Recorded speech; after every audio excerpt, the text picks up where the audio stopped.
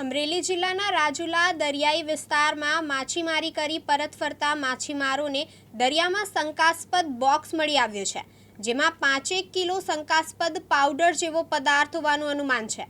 આ ઘટનાની જાણ રાજુલા મરીન પોલીસને કરવામાં આવી હતી, જેના પગલે અમરેલી એસઓજી અને મરીન પોલીસે સંયુક્ત રીતે તપાસ શરૂ કરી છે. રાજુલા દરિયાઈ સીમામાં માછીમારોને માછીમારી દરમિયાન એક શંકાસ્પદ બોક્સ મળ્યું છે, જેમાં પાવડર જેવો પદાર્થ હતો. પ્રાથમિક અનુમાન મુજબ બોક્સમાં લગભગ 5 કિલો જેટલો પદાર્થ હોવાનું જણાય છે.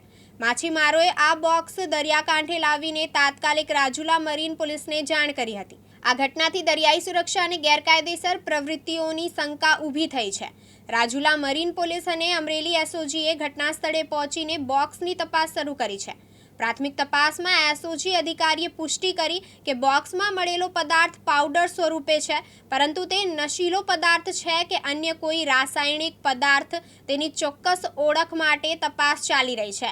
શંકાસ્પદ પાવડરની ચોક્કસ ઓળખ કરવા માટે તેને ફોરેન્સિક લેબોરેટરીમાં મોકલવામાં આવ્યો છે.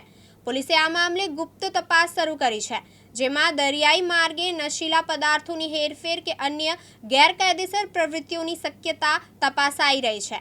આ શંકાસ્પદ બોક્સની ઘટનાએ ગુજરાતની 1200 કિલોમીટર લાંબી દરિયાઈ સીમા પર સુરક્ષાને લઈને ફરી એકવાર ચિંતા વધારી છે. ખાસ કરીને ગુજરાતના દરિયાકાંઠે નશીલા પદાર્થોની હેરફેર અને ગેરકાયદેસર પ્રવૃત્તિઓની શંકાઓ વધી રહી છે. પાછલા ઘણા સમયથી ગુજરાતના દરિયાકાંઠા વિસ્તારમાં કરોડો રૂપિયાના નશીલા પદાર્થ પકડાઈ ચૂક્યું છે. તેમાં મોટા પ્રમાણમાં ડ્રગ્સ ઝડપવામાં આવ્યો છે. ડીડી વરુ, દિવ્યાંગ ન્યૂઝ, રાજુલા, અમરેલી.